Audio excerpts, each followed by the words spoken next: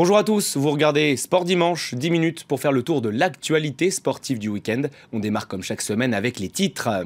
Du football avec la 36e journée de Premier League, Leicester a raté l'occasion de remporter le premier titre de son histoire. Match nul, un partout entre les Red Devils de Manchester United et les Foxes. Ils seront sacrés demain si Tottenham ne gagne pas à Chelsea. Le Grand Prix de Russie en Formule 1, 4e course de la saison et 4e victoire pour Nico Rosberg. Le pilote Mercedes, jamais inquiété ce dimanche à Sochi, devance son coéquipier Lewis Hamilton et Kimi Raikkonen sur la ligne d'arrivée. Enfin, nous parlerons NBA, début la nuit dernière des demi-finales de la conférence Ouest. Les Spurs de San Antonio ont surclassé le Thunder d'Oklahoma, plus 32 pour la franchise texane au final. Les images, c'est en fin de journal. Bonjour et merci de nous rejoindre sur France 24. C'était le match le plus attendu du week-end. Dans le théâtre des rêves d'Old Trafford, Manchester United recevait Leicester. En cas de victoire, les Foxes pouvaient remporter le premier titre de leur histoire. Malheureusement, il faudra encore attendre un peu. Match nul, un partout, je vous l'ai dit, entre les deux équipes. C'est le Français Anthony Martial qui a ouvert la marque en première période. Wes Morgan lui répond de la tête, toujours avant la pause. Leicester a désormais 8 points d'avance sur Tottenham qui joue demain à Chelsea. Si les Spurs ne s'impose pas demain, Leicester sera sacré champion d'Angleterre. Imaginez que la cote des hommes de Claudio Ranieri était de 5000 contre 1 en début de saison. On va justement écouter le technicien italien des Foxes qui lui aussi se rapproche tout doucement de son premier titre de champion. On va l'écouter. Sans Vardy, ça a été difficile d'étirer leur ligne défensive. Mais je suis très satisfait de notre performance. Car après le but, on est resté calme et nous avons marqué un but. Après ça, on était en confiance et on a mieux joué. Dans les autres matchs, Liverpool chute 3-1 sur la pelouse de Swansea. Manchester City est lui battu 4-2 par Southampton. Vous découvrez les résultats partiels de cette 36e journée. Samedi, Arsenal et West Ham se sont imposés. Victoire capitale également pour Newcastle et son coach Rafa Benitez dans l'optique du maintien. De l'autre côté de la Manche, ici en France, on jouait également la 36e journée de championnat. Si le champion est connu depuis longtemps, vous le savez, la course à la Ligue des Champions, elle bat son plein. Ce samedi, Lyon et Monaco se sont tous les deux imposés dans leur duel à distance pour la deuxième place. Lyon a battu le Gazélec Ajaccio 2-1 au Parc OL. Les buteurs se nomment Guézal et Cornier pour les Gaunes, Pujol pour les Corses. De son côté, Monaco défiait Ajaccio. Succès 3-2 des hommes de Leonardo Jardim et hasard du calendrier. Les deux clubs s'affrontent la semaine prochaine pour ce qui constitue une véritable finale. En cas de victoire, l'OL assurera sa place pour la phase de groupe de la plus prestigieuse des compétitions européennes. Ce dimanche, Marseille se déplaçait sur la pelouse d'Angers. Les hommes de Franck Passy ont enfin gagné en Ligue 1 et assurent leur maintien. Succès 1-0, l'unique but de la rencontre est l'œuvre de Michy Batshuayi, le Belge. Succès également de Nantes, Bordeaux et Montpellier qui se rassurent après une saison décevante. Au classement, le PSG a égalé le record de points en Ligue 1 avec 89 unités et il lui reste encore 3 matchs à disputer. Vous l'avez compris, 98 points, c'est le maximum qu'ils vont pouvoir atteindre. Lyon et Monaco, je vous l'ai dit, sont toujours au coude à coude avec 62 points chacun. Saint-Etienne et Nice s'affrontent là aussi la semaine prochaine pour la 4e place. Lille est toujours en embuscade dans le bas du classement. Toulouse et Reims sont toujours relégables. Le Gazélec Ajaccio sauve pour l'instant sa place en Ligue 1.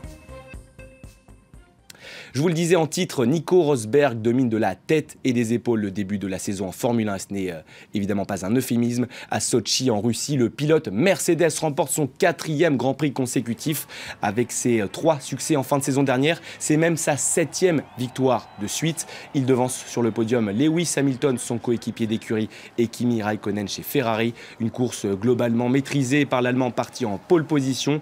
Avec cette 4e victoire en autant de courses, Nico Rosberg a déjà 100 points au classement des pilotes.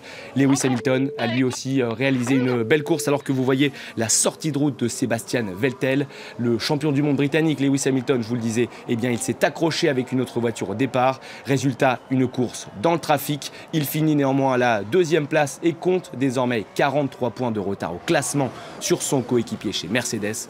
On va justement écouter le vainqueur du jour, Nico Rosberg. Ça a été un week-end fabuleux. La voiture a été fantastique en qualification et en course aujourd'hui. C'était vraiment super. Je suis très heureux. Merci à tout le monde.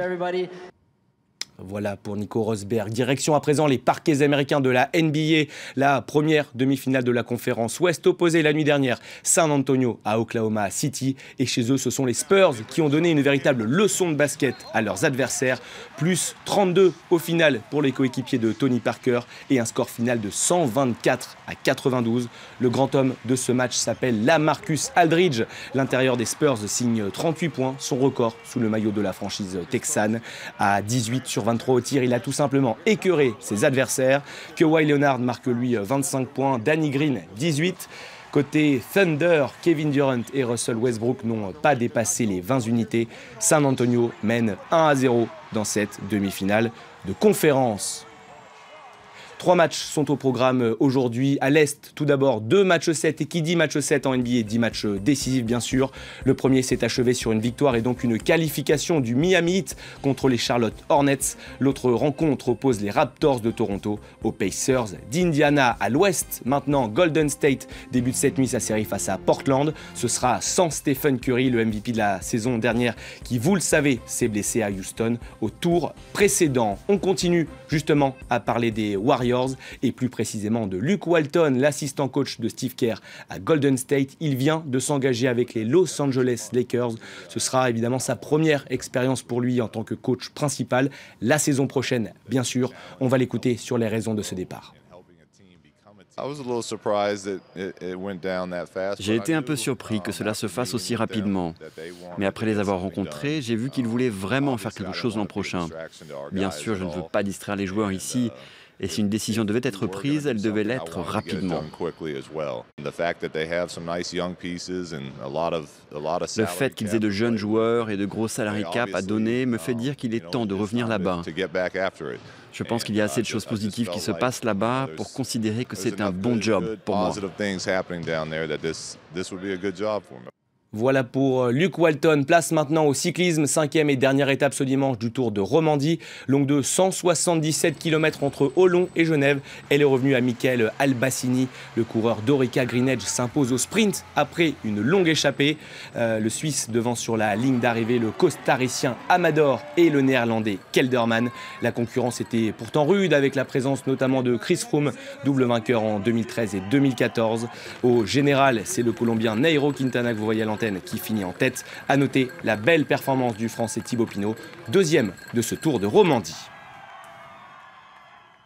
Et on termine ce journal au Qatar où le sport national n'est autre que les courses de dromadaires. Ces animaux sont un véritable symbole là-bas. Focus sur cette discipline peu connue du grand public avec Laurent Berstécher.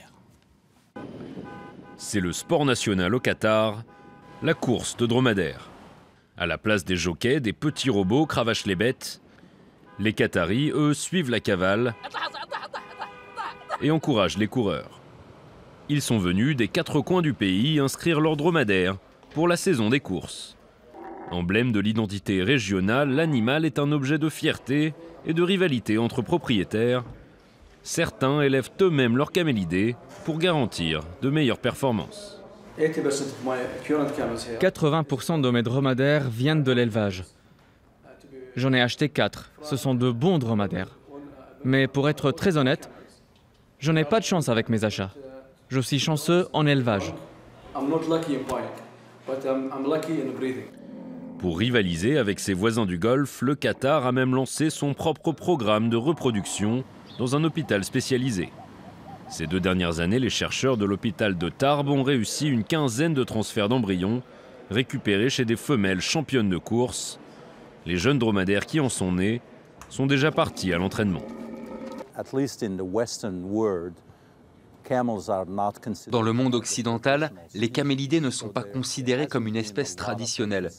C'est pourquoi la recherche n'y est pas très développée et qu'il est difficile d'établir certaines techniques comme le transfert d'embryons ou la reproduction in vitro, parce que l'espèce a des aspects très spécifiques, notamment dans le domaine de la reproduction, et donc la recherche est un peu en retard. Un dromadaire de compétition peut valoir jusqu'à 240 000 €, et les Qataris ne lésinent pas sur les moyens pour que leurs animaux ne manquent de rien. Cette piscine est exclusivement réservée aux dromadaires, de quoi pouvoir se détendre après la course. Et c'est la fin de cette édition. Merci à tous de l'avoir suivi. Restez avec nous, l'information continue bien sûr sur France 24.